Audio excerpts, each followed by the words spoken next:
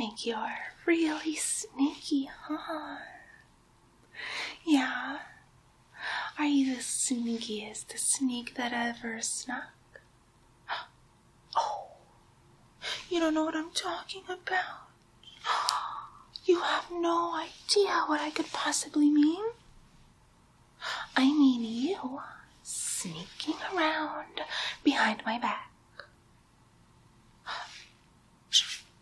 Before you say no, just know that I have ways of knowing that are better than your ways of hiding. I know. You thought that dating a fairy would be super great, and it would be easy to cheat on me all the time, because obviously you live in the mortal world, and I live here. Our social groups don't exactly mesh.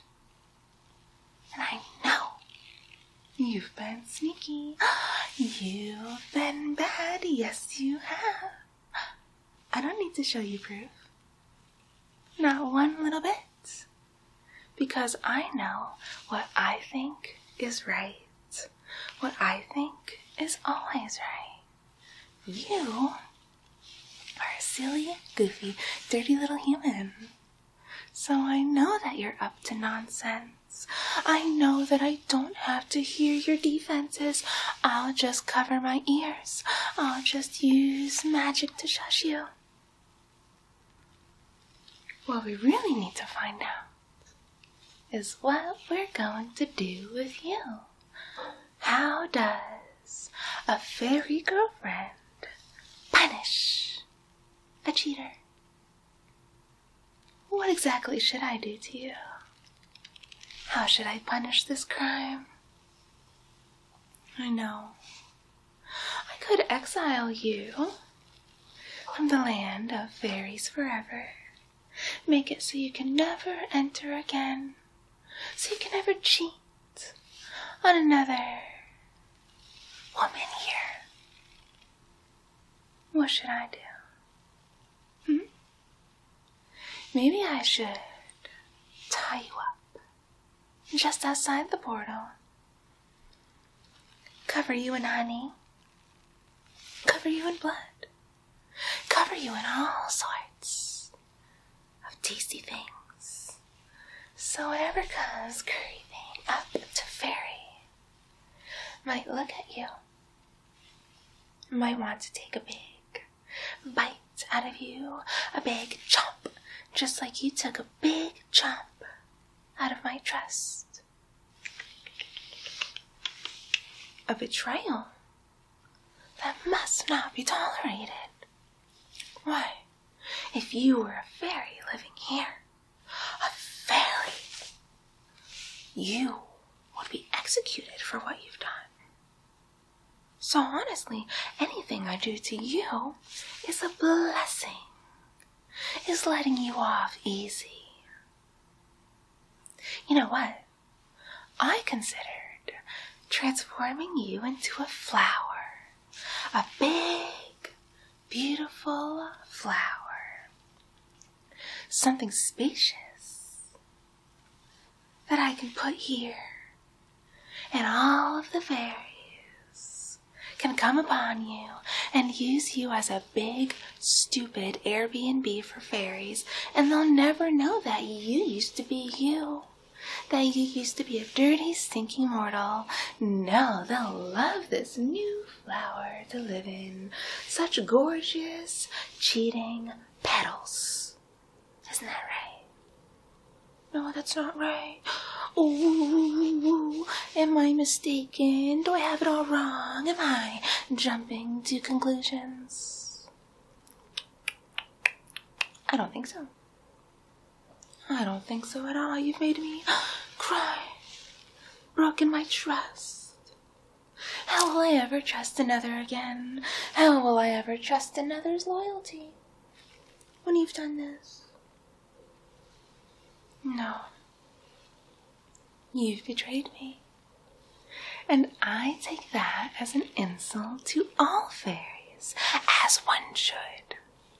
The thing is, you simply shouldn't be allowed to get away with this. What made you think it was a good idea? What made you think that you weren't going to get caught? That I wouldn't find out? That I wouldn't punish you for what you've done? I mean, you thought through the whole cheating part, right? You nailed that. Did you not think of what comes after? What may happen to you? No. You didn't think of that part. And yet here you are, stuck right in the middle of a pickle. A little bit of trouble. That's right. Now what are we gonna do with you? What do you think is an appropriate punishment for one who betrays the trust of a fairy? What should we do with you? What punishment should be cast down upon you, inch by inch, until every bit of you regrets your actions? Well, you had all these great ideas when it came to running around behind my back. You don't have any great ideas about what the consequences should be? Because you can't get away with it. No, you can't get away with that. This wasn't an oopsie, an accident, a mistake. That's not how cheating works. No. And I don't want to hear anything about how you were enchanted by an evil pixie, forced to do it so that you would incur my wrath. No, I don't believe it, though past lovers have claimed the same. Said there's an evil pixie around here just sprinkling mind poison on all of you, corrupting your faithfulness. I will not believe it. Such a cop-out. Such a silly excuse. It's not real. It's not valid.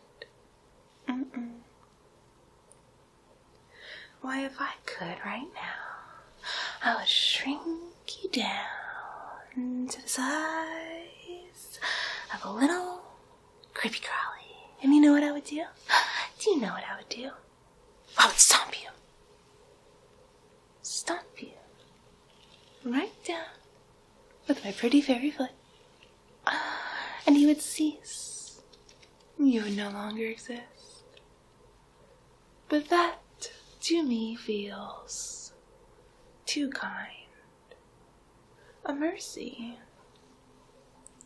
An escape from having to deal with the consequences of your actions.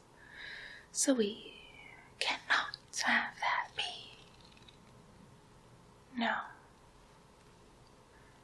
I believe I'm going to have to keep you here, immobilized, still, silent, a captive in the land of fairies, until I can decide what to do with you. An adequate punishment. I know you have your place in the mortal world. Friends, family, neighbors may wonder where you are, but it doesn't really matter, does it? Because there's a strong possibility you're never